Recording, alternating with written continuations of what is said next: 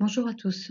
Voici une dernière vidéo sur le chapitre du seuil de rentabilité et donc qui consiste à retrouver un chiffre d'affaires pour un bénéfice souhaité. Donc je vous rappelle, tout ce qui est calcul de seuil de rentabilité se trouve dans des exercices où on vous dit de calculer un résultat prévisionnel, de calculer un seuil de rentabilité.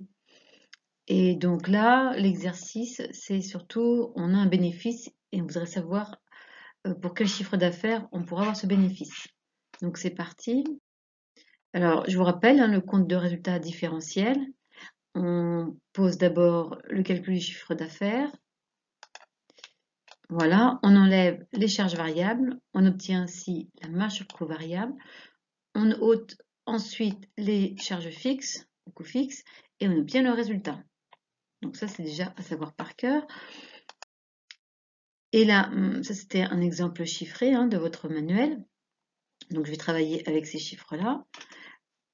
Où là, pour l'instant, on a un résultat de 36 925 et on se pose la question, quel chiffre d'affaires doit-on réaliser pour obtenir un résultat de 20 000 euros? Donc c'est parti. Alors là, on va faire un calcul. On connaît les résultats et on veut obtenir le chiffre d'affaires. Donc on va faire un tableau dans l'autre sens.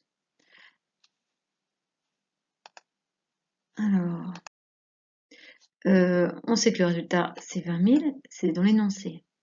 Et on connaît aussi nos charges fixes qui ne varient pas, quel que soit le chiffre d'affaires. Même si notre chiffre d'affaires était à 0, nos coûts fixes sont toujours de 19 075, comme dans l'exemple chiffré au-dessus. Il nous reste à calculer la marge sur coût variable et le chiffre d'affaires. Alors, pour la marge sur coût variable, on va partir de cette formule-là. Marge sur coût variable moins les coûts fixes, ça donne le résultat. C'est ce qu'on avait calculé au-dessus dans le compte de résultat différentiel. Alors, le résultat, on le connaît. En fait, notre inconnu, c'est la marge sur coût variable. Donc, je vais essayer de transformer cette formule pour avoir marge sur coût variable égale quelque chose. Donc, en fait, je m'aperçois qu'il faut que j'enlève les moins coûts fixes. Donc, pour ça, eh bien, on va faire la technique mathématique, c'est-à-dire qu'on va rajouter le montant des coûts fixes de part et d'autre du signe égal. Donc ça ne change pas l'opération. Si on rajoute le même montant à gauche et à droite, ça ne change rien. Ce qui va se faire quand même, c'est que tout ça, ça va être égal à 0. Donc de cette façon, tout ça, ça va disparaître. Et on obtient marge sur coût variable est égal à résultat plus coût fixe.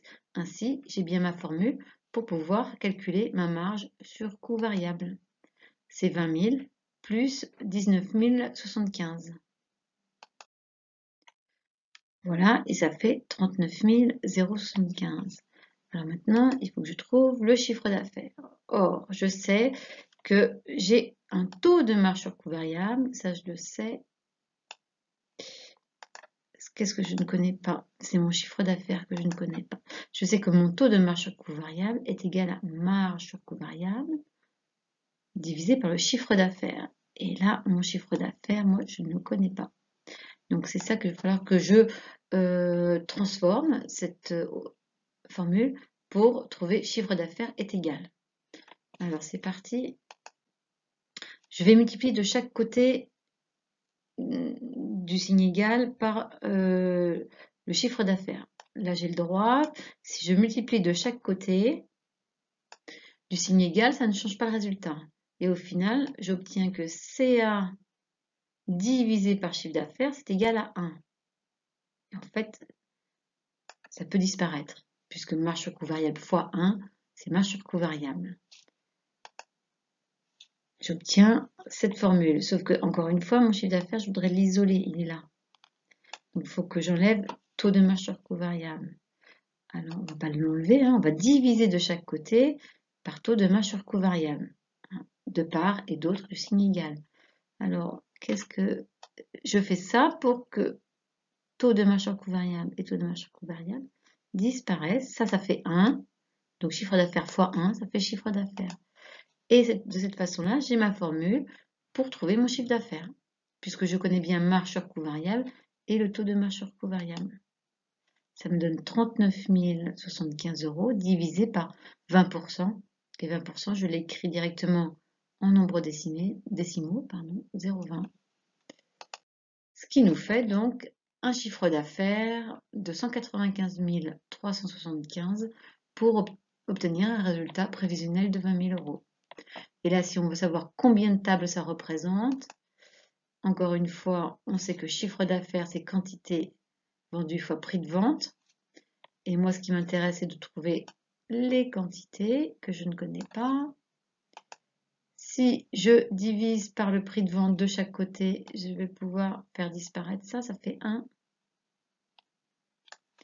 Et donc, j'obtiens que mes quantités sont égales au chiffre d'affaires divisé par le prix de vente. Alors, le prix de vente, s'il était dans l'énoncé, c'est 280 €.